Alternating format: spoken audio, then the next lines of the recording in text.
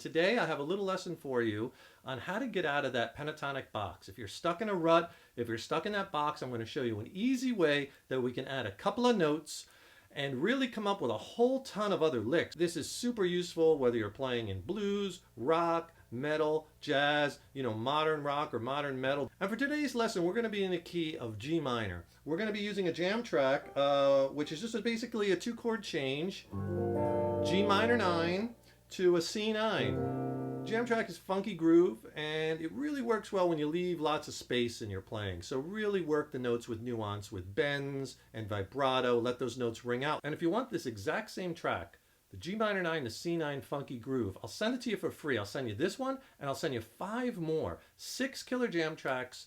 I'll send you my jam track coach. It also has 2 killer ebooks. One where I go over the tracks one at a time and make suggestions on what to try, why it works, so you can learn from each track what the chords are in each track and how to play over them. And then I'll also send you an ebook with all the scales diagrammed out. It's a great little practice tool, my jam track coach. I'll send it to you for free. Just click on that link below. One of the easiest ways to start breaking out of that pentatonic box, start adding a couple notes to that scale. It will give you different interval sounds, and we're going to add half steps, which is great because when you're playing in minor pentatonic, it's all 2 frets apart, the notes, whole steps, or 3 frets, minor third. So this is instantly going to give you some new sounds, and it's really easy. We're just going to add 2 notes. So in this jam, we're in the key of G minor. When you see that, instantly you could use G minor pentatonic and blues over both chords, right? But normally you could either use over both chords, when you're in minor key, you could use a mode. You could either use, most of the time, either Aeolian mode or Dorian mode. Aeolian is another word for that, is the natural minor scale.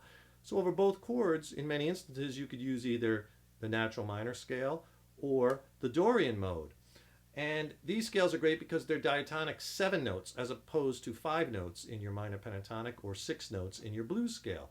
In this instance, because we have a major 4 chord, that 9th major family, we're going to use Dorian. So we're going to use G Dorian. Don't worry about any of that theory yet. You know what I mean? I want to just get you playing and having fun. So let me show you the notes we're going to add. And basically we're going to turn this minor pentatonic and blues scale. Like, you're probably playing this scale already, this minor pentatonic blues scale.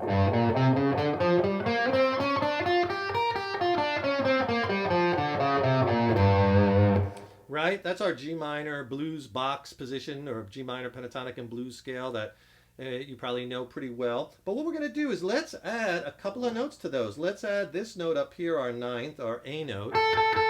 Let's add our E note here, which is our 6th, and we'll also add those here and here. And those are the 2 notes we're going to add that make this the Dorian mode. Minor pentatonic, the intervals are root, flat 3rd, 4th, 5th, flat 7th, right? Dorian, though, takes that, but we're going to add that 2nd, and then we're going to add that 6th, so you get the 7-note scale. Here's what that Dorian shape looks like off this note, G.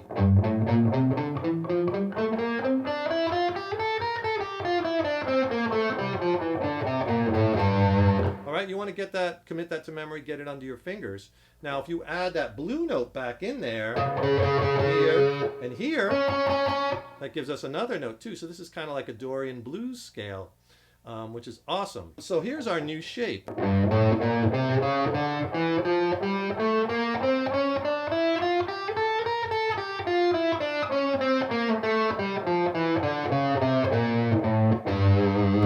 right, so we're adding that A note, we're adding the E note, our 6th, the A, our 2nd, and of course we can add that blue note, we can add that D flat. And we're playing this Dorian blues over both chords, whether you're on that C9 or whether you're on that G minor chord, G minor 9, this relates to all. And you can already see, like on the high E, you didn't have that note before in minor pentatonic. And on the B, you didn't have that note. We're going to add that blue note. So you get that same kind of fingering, those same frets, 6, 5, 3, 6, 5, 3, 6, 5, 3 on your high E, B, and G. And that lends itself to all kinds of killer licks. What you could do first off is bend You know, that's such a killer bend, these half-step bends. Give it a little vibrato at the top. You're only bending a half step, so you're bending this A up to the B flat. And on the B string, you want to bend this E note up to the F. And on the G string, you want to bend that to the blue note. You want to bend that, again, we're on that 5th fret, so we're going to bend that C up to that D flat, our blue note.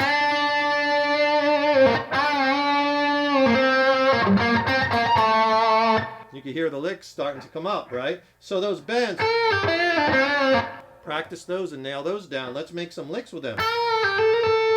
So what I did there, bend it, release, pull off the 3rd fret, hammer to 5th, slide to 6, pull to 5. Then you could pull off again and bend. Right? Same thing on the B string. Those licks sound so cool because you're bending that half step, you're sliding, which sounds a little different from a bend, you're pulling off, you're doing all these techniques, but using these intervals that you weren't using before in minor pentatonic that are going to give you some different sounds. You could even do that on the G string with that blue note. And there's a lick that you'll hear me play a lot, where I slide back a half step and I grab that A note on the G string. So it's a bend and release on the 5th fret, bending up a half step on the G string, pull off 3rd fret, hammer 5th, slide 6, slide 5, pull off 3, slide 2, vibrato.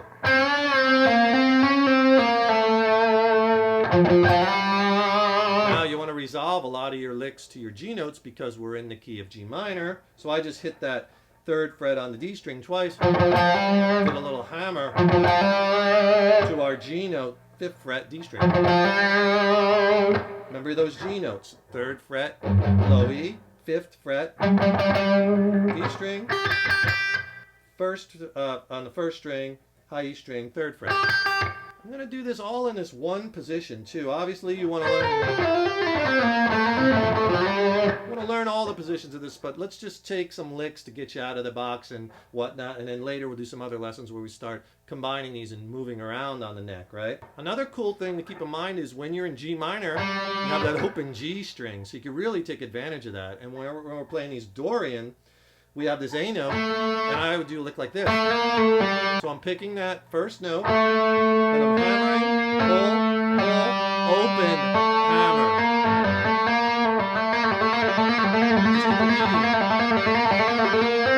You can even throw in that 5th fret on that G string.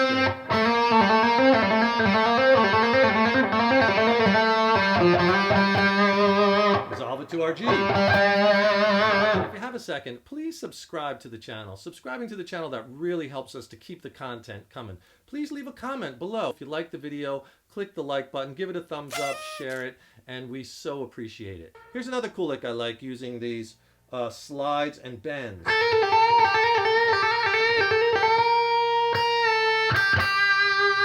Right, what I'm doing here is I'm picking 5th fret, slide to 6, slide to 5, pull to 3rd, hammer to 5. Get that, one pick. Then when you get to 5, bend it up that half step. So we'll slide, pull, hammer, bend, let it down. Vibrato. Then you get in on that 3rd fret on your root note. Or just keep repeating it. Hold it. You can do the same thing on that B string. You do the same thing on the G string.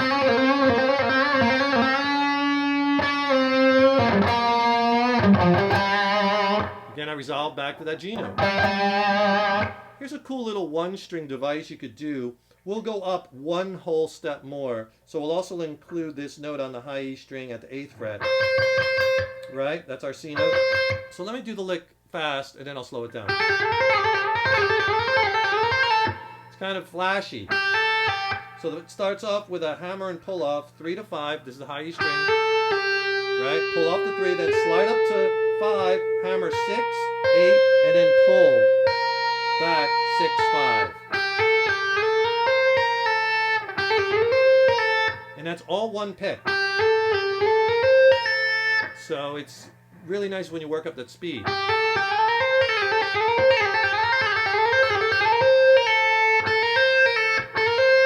Want to just practice that, get that down. Here's another cool thing you can do using long slides is just pick out the notes in the scale, like let's say the B string and the G string. But what we're going to do is we're going to just start up here on the B string, maybe down around the 15th fret, and slide all the way into that 6th fret. Then do it again, but 5th fret, then 3rd fret. And then we do the same thing on the G string with the notes on the 5th fret, 3rd fret, and 2nd fret. Bend it, goes off to the G. So you get this. You can even go down one, and then up the other, which is kind of cool.